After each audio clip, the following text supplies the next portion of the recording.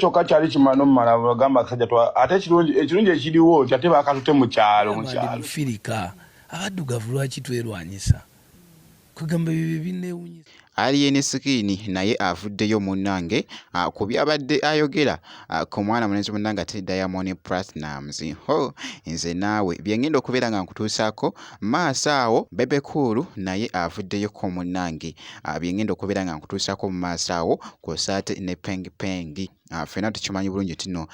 Diamond Platnumz munnange naye yaliko omu ku bayimbi abaava emitala w'amayanja. Kakati nno mwana mwenzi munnange ate Alien Skin tabadde na mboozi nnungi nnyo munnange eri mwana mulenzi munnange ate Diamond Platnumz. Ye bw'ati bw'abadde ayogera. kale kitegedde ekyo kyokka kyali kimano mmala bagamba akasajja twa ate ekirungi ekiriwo kyate bakatute mu kyalo simanyi teba wali abamanyi embali yaako bakatute mu kyalo badde bakakiitinze n'okukakiitinga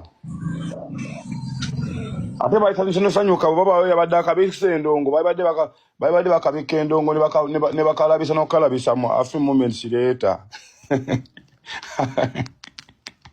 Kyogamba banditaddewo omwana n'akagatta wano okusooka ne walinga tebali yombi nayomba ku ssente sente tebali bayomba ku ssente baba bali mu kavimbisa balina akagamba bugambi Uganda wagirabye ana Uganda nabo balina emitwe mikalu bali kalabisa bulabisa nti yayonga endongo Uganda teyitanga tebakulimba kate bavimbisa nti ate bakadesire nyingi omenti baba bali mu kapromotinga reverse psychology. Kati bo tebakabuuka nti bali mu kasindika. Bo tebanakubuuka aliyo bali mu kulaga bakubatia emitwalo emeka sente nyingi gwe tikana bati kazimbirangako. Yeeyo munnange message eya Alien Skin. Simanyi ndowooza yo ggwe alaba Jamina Tuyogi munnange ate ku bino ebigenda mu maaso eside eno naye nga omukulu munnange wali Bebe Cool muswaza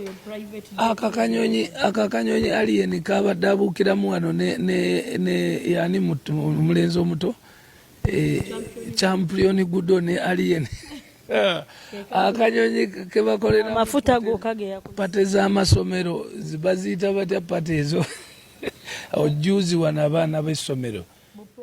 Era nga ku sayidi y'emu avuddeyo kaawo n'ayogera n'agamba ng'ali mu kutangazaamu kaawo munnange ate ku mboozi ng'ali mu gitereezaamu eya Diamond Platnumz munnange. Diamond mufirika abaddugavu lwaki twerwanyisa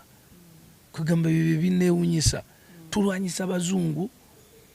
ate namwe ate ne tudda mu kwerwanyisa ng'abaddugavu ekifo ky'okufokasinga okuzimba ki okwezimba within Tanzania tuguleko byetuguleko naffe tugiguleko guno si gwe mulundi ogusoose Chameleone teyabadde Kigali nga ayimba kati naye abayimbi bayo bakomplaininga lwaki bamusasudde. Nga tumaliriza Uncle Bebe abayimbi abali mu kuba mu kintu kino ebituli nti kwabadde kwemalira miliyoni ze bagamba bo ze bakilaiminge olusanvu-mu-5 ze badde Bebe badde basobola okukwata abantu omuyimbi omu ne bamuwa 5, 10, 4, 2, 3 obagamba ki case in point wabadde Alantonic Store ndoza sa commentinga ku bayimbi abo olwansonga nti era bamanyi vali yabwe kyovola bamasimu tebaga bakubira otherwise abayimbi bakubira amasimu ne basasula bayimba era buli muyimbi bakubira esimu bakubuuza tulina omulimu wano oyagala sente meka era buli gwe bakubira gwe bali beetaaga ne bamukubira n'ayogera sente ze ne bakola ki ne bazimuwa so tuleme kubeera awo kati abayimbi boyogerako bo bayimbyewa mu myaka 3 egiwedde kati bw'obadde oyagala bagabanye ku 7 complaining abaziza bafana era complaining abolaba nti gwendagaayo oyo muyimbi yasemba kuyimba wa era ddi ani yali amusasudde akakadde mu mwaka oguwedde so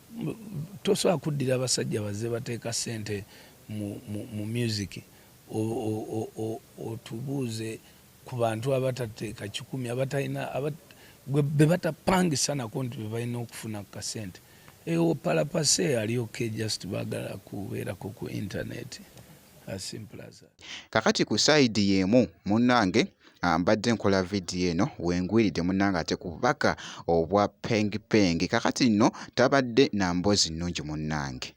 Na mwana mulenzi munnange ate Alien Skin abadde ayogera wano ku bya Diamond Platinum awo makkati awo muganda wange bw'atyo bw'abadde ayogera. Buba wakiza ati Alien Skin kati industry yabadde agirina anatuuka ddi Diamond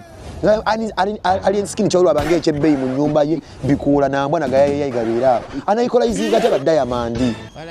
ayambala zimusala nkwazo zizeeko ebipaapipapi by'entuuyu alina n'ensekiri basula nga banyanya anagera kya kulevu ya Diamond